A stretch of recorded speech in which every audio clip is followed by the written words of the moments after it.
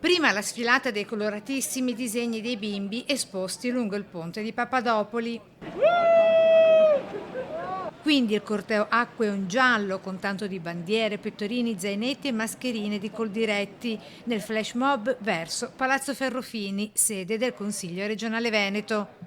Obiettivo: la consegna ufficiale delle 24.000 firme raccolte con la petizione No fotovoltaico sui terreni agricoli del nostro territorio, con i disegni nuovamente esposti ai piedi della storica sede. Nella sintesi del presidente regionale di Coldiretti, Daniele Salvagno, il pensiero della maggior parte degli agricoltori veneti. E quale migliore modo venire qua per manifestare la contrarietà al fotovoltaico a terra? Sostenere e rispettare la dignità del lavoro del contadino, cominciando dal rispetto per il nostro suolo agricolo, la voce degli imprenditori. Un'iniziativa partita da Coldiretti Giovane Impresa e che prenderà un risvolto tutto nazionale.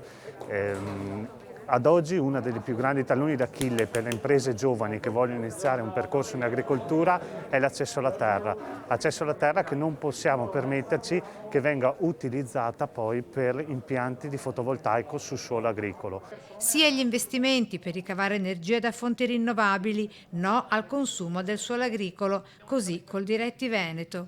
Ci sono 11.000 capannoni con relative pertinenze dismesse.